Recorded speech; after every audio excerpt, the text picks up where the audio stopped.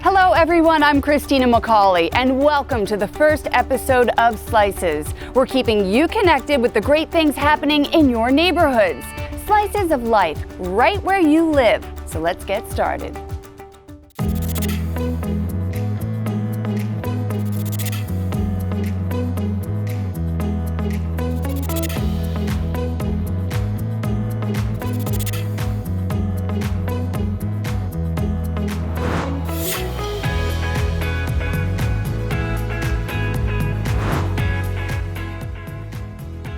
Okay, let's get things started. Special Olympics of Southern California is marking its 50th anniversary. Here at the Fountain Valley Sports Park, the city was more than happy to join in the celebration. Here's reporter Valerie Starn.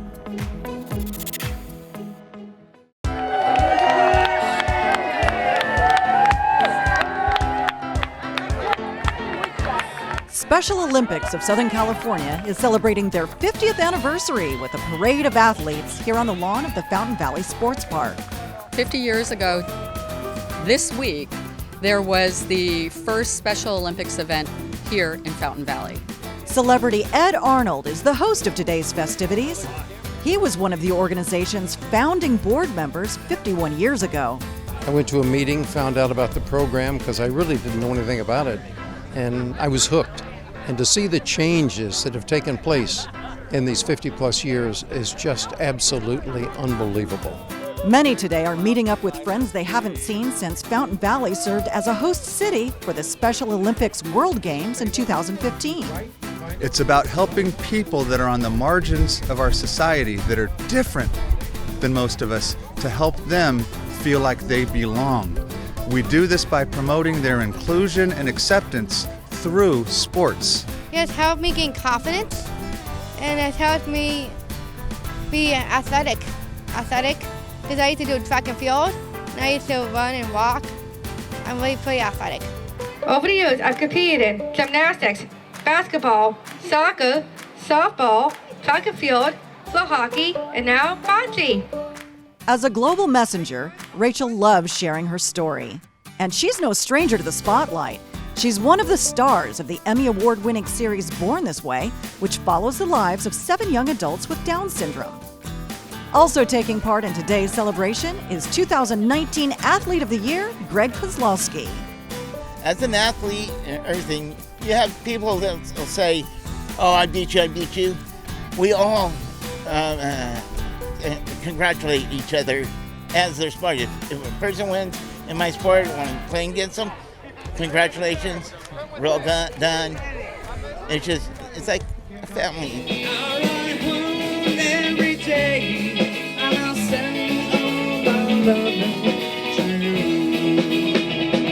And guess who else showed up to help celebrate? Well, not the Beatles, but the popular cover band Hard Day's Night.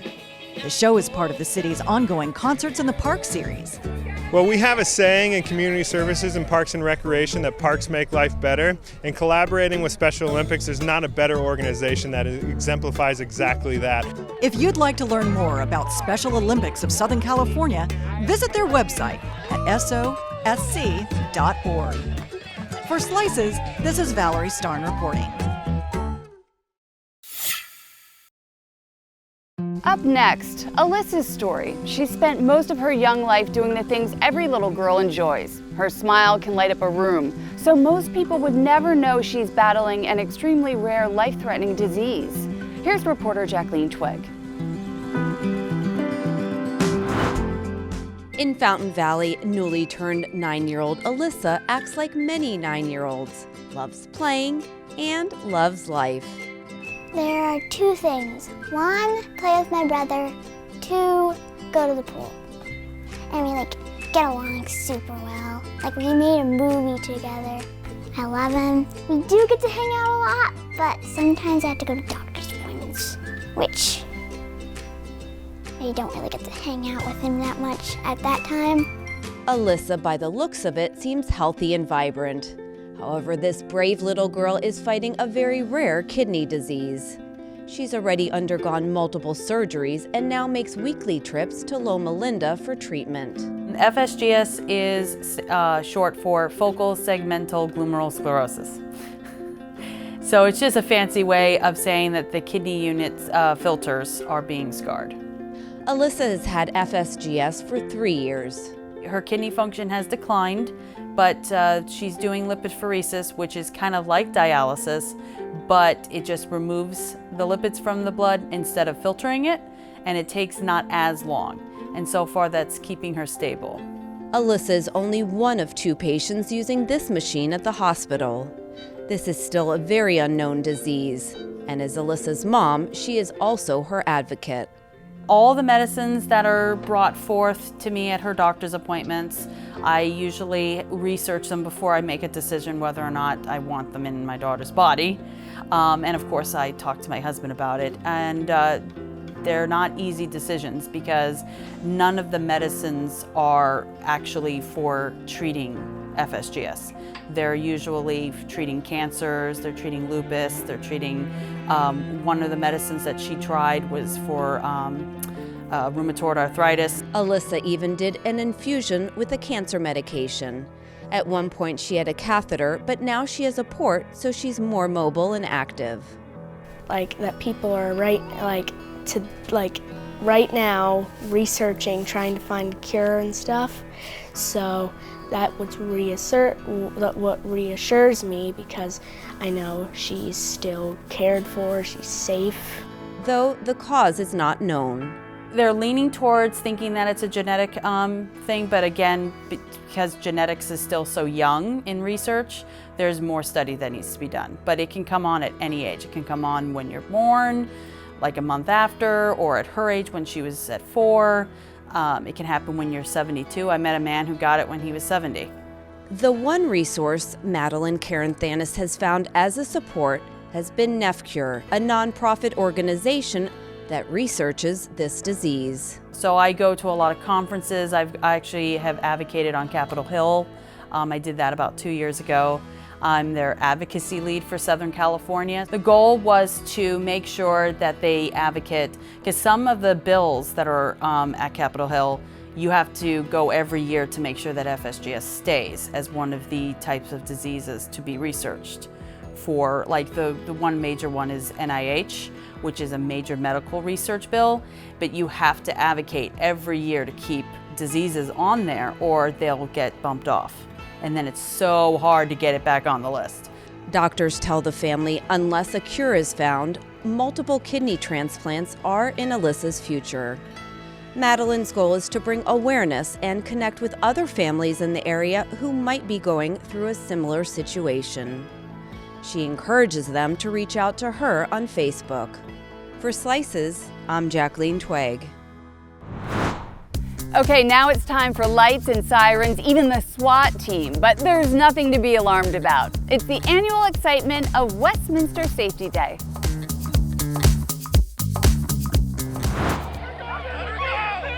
If you didn't know it was just a demonstration, this would be a frightening scene. Police chase a black Suburban into Sigler Park.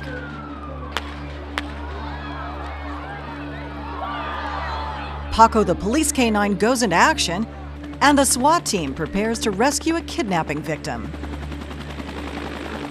We can actually get out here and interact on a social level, and we can introduce the community to the types of things that we do, as well as the fire department, in an environment that is controlled.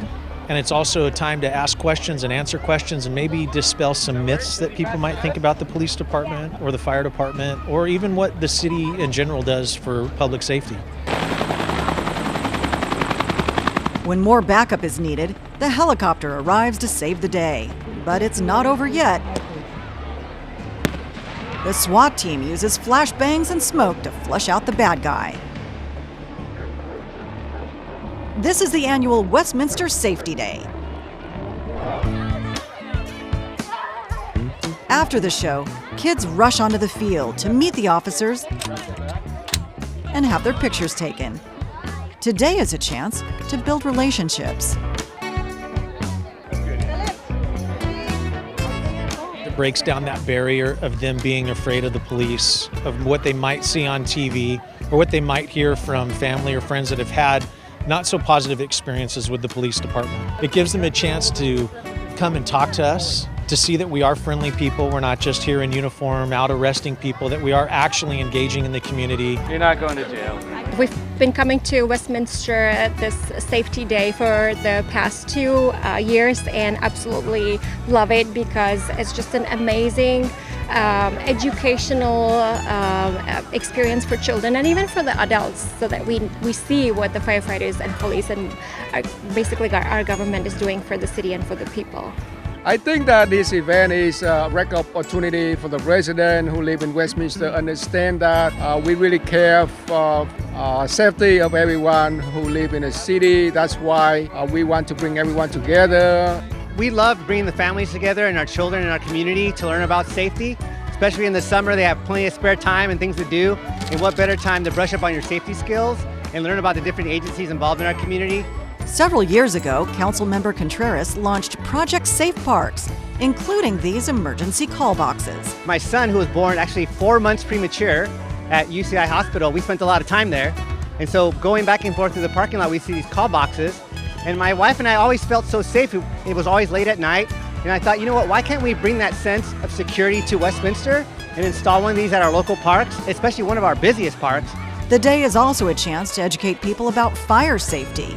Our two biggest issues that we have with fire safety in the home are unattended cooking, where we get a lot of food on the stove fires, and then unattended candles. Unattended candles account for a very large number of fires that actually burns people's homes down. And local residents are facing a new danger these days. There's been a rise in serious traffic accidents because of the 405 freeway construction zone. Lanes have gotten smaller, and what's been going on is we've had an increase in traffic accidents. Pretty serious accidents, and the CHP has asked all of us to slow down to 55 miles an hour. We're all in this together. Safety is everyone's concern. We all need to do our part. The police department does theirs, our city does their part, but it's also our part as residents to be engaged and learn about safety and what's available to us.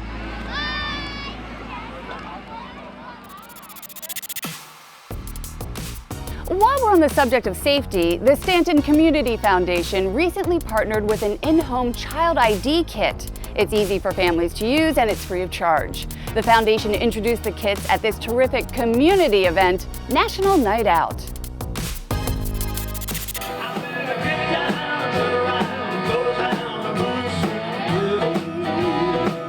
It's a carefree evening of family fun here in the city of Stanton. But even as residents enjoy a concert in the park, the night is actually designed to address some very serious issues, from public safety to discrimination. My favorite thing about a community is that there's no discrimination, whether if you're LGBTQ or if your skin color is like a different one. Verithica wrote her thoughts on a message board at one of the many educational booths. It's all part of National Night Out. This yearly event came about with the main goal of connecting first responders with those they serve.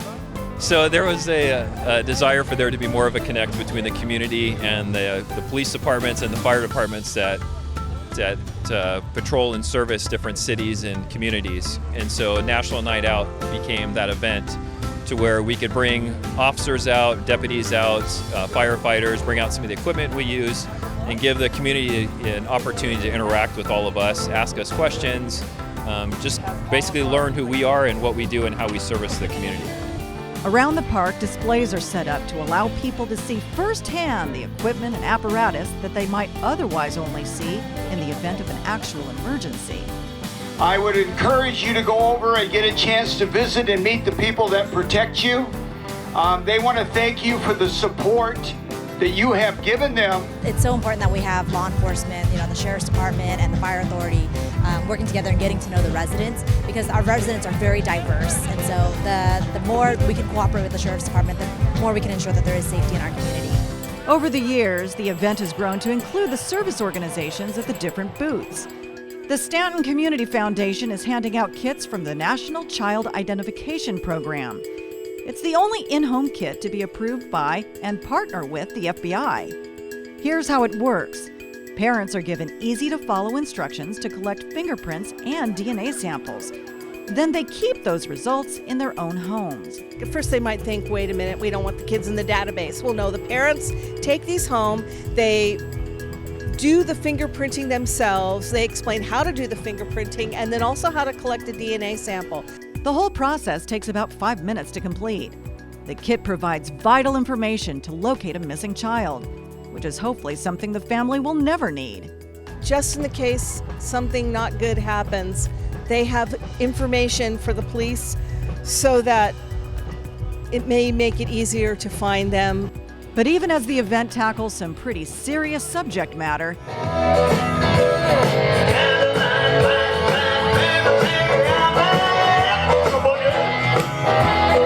it's still a night of music, fun, family, and community. For Slices, this is Valerie Starn reporting from Stanton. This year, the Fountain Valley Historical Society launched a new tradition, one that is sure to be a family favorite for years to come. We're here at Heritage Park, getting things started with the good old-fashioned sound of 4-part harmony. Light of my life, my darling. The good old-fashioned harmony of the Hops Barbershop Quartet set the stage for the first ever Spring Jubilee at Heritage Park.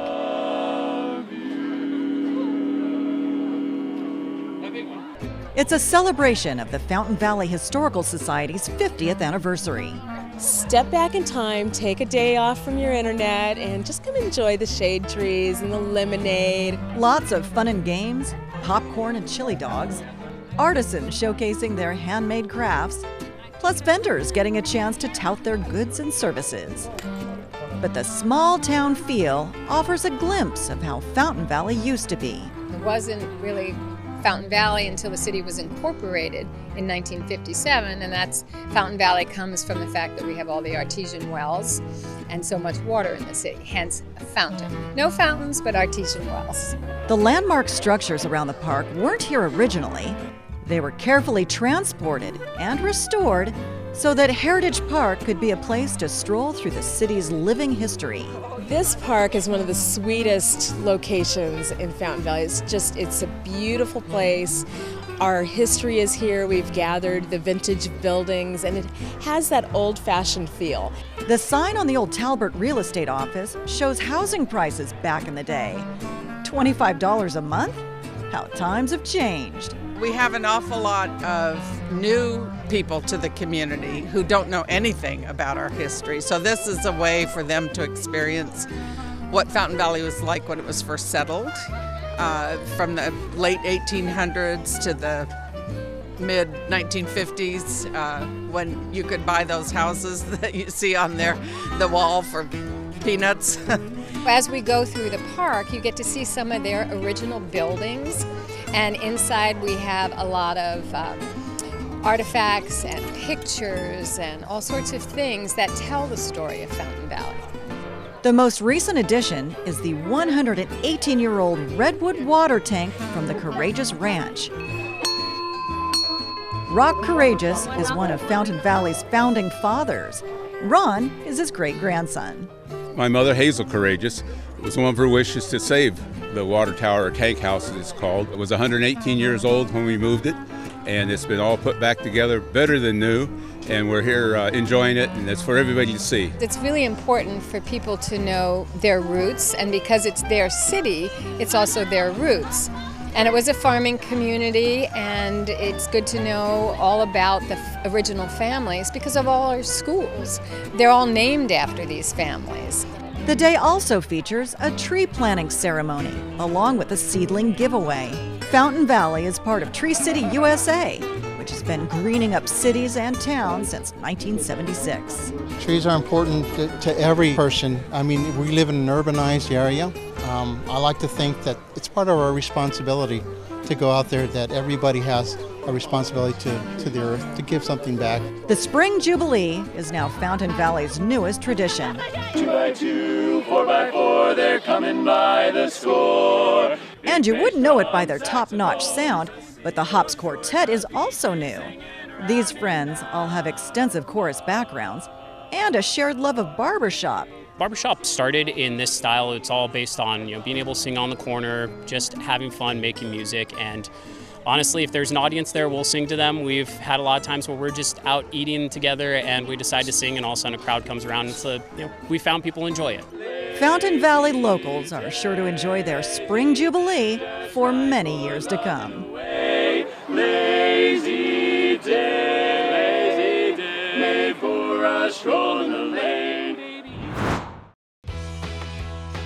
Now for our final story, a sweet treat from reporter Bob Gibson. Soft serve and lattes and floats. Oh my! Actually, it's oh matcha. Here's Bob. Tea might not be the first thing that comes to mind when you think about desserts, but it's the basis of almost every delicious thing on the menu here at Matcha Café Maiko in Fountain Valley.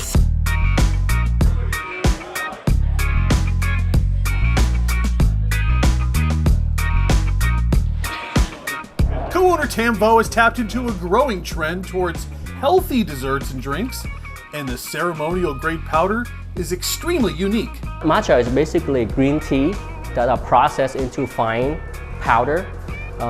Unlike any other tea that you might have drink at home, right? You buy from the store, come in a package. Matcha is processed where you actually consume the entire leaf because you're consuming the powder. And the process of creating matcha powder is very intensive. It is under controlled environment. So our products come from farm in Uchi, Japan. It is very well known for making matcha. Tam is part of a consortium of friends originally from the Midwest, who all decided to go into this business together. He and his family live in the area, and his commitment was to bring something that would be a benefit to Fountain Valley. I want to create an opportunity for myself to do something for my family and also for the community, right? I want to show my family that you can do whatever you dream of wanting to do if you just do it, right? And also I want to do something to give back to the community by creating job opportunities, by bringing the product that we like, sharing our passion to the community. Number 12, matcha latte cappuccino. That commitment to the community includes helping local students learn the ropes in a business environment. Working with people like around the same age as me is really fun. I get to relate with them more. So a lot of us are maybe a little bit about to graduate high school or in college, so it's really fun working with people like that. Tam is really cool because he's always offered a lot of different experiences so far. I actually take some of the photos for our social media page for Instagram. Tam has also been working on adding new things to his menu, giving a little twist to the matcha powder. So because of the powder are very fine, it takes a long time just to get it smooth before we put it in the machine. In the future, seasonally, we would like to introduce another product called hojicha. Hojicha is basically a roasted version of matcha. So it brings out a very different, unique flavor. Look for that and all the other delicious things on the menu next time you visit Matcha Café Maiko, located at 17086 Magnolia Street in Fountain Valley. That's going to wrap it up for this edition of Slices. We'll be bringing you new slices of life each month, so stay connected. From the Slices production team and all of us here at the Public Cable Television Authority, I'm Christina McCauley. We'll see you next time.